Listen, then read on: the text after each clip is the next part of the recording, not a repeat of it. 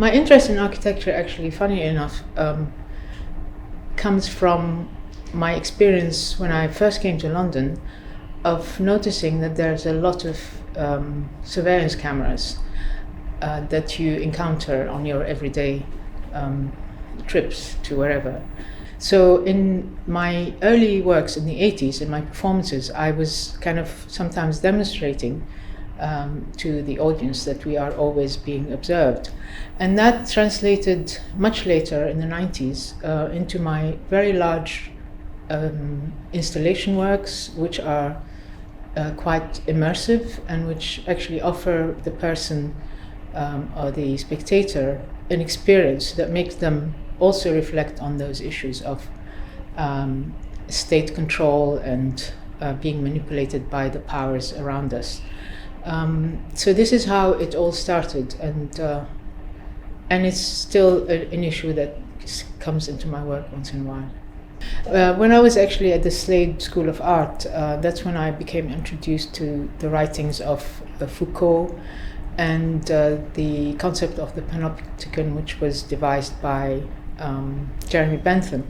And the funny thing is, the effigy of Jeremy Bentham was in that same institution I was studying in, taking a very central position in the hallway.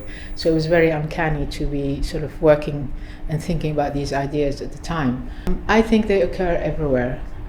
Here they might be in a covert way and maybe more metaphorically systems of control that are controlling us all the time. In other places in the world they are much more obvious and more directly demonstrated. So I think those situations are everywhere myself. Often I have used cages in my installations.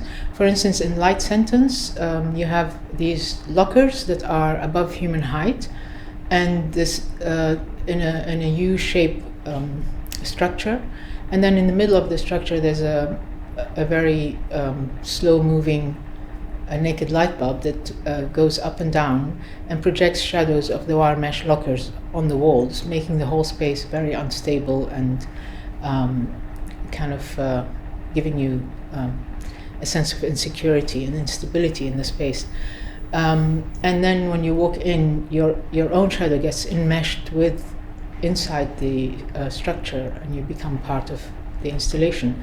So on the one hand, they look like animal cages, and on the other hand, for me, there's a kind of architectural dimension, because they look like the kind of architecture you encounter outside big cities in Europe, all over Europe, and in many other cities, where it is government projects that have been very much built around in the suburbs, and there are usually very regimented, very kind of box-like architecture, and existing in those situations is like having a sentence, but it's a light sentence.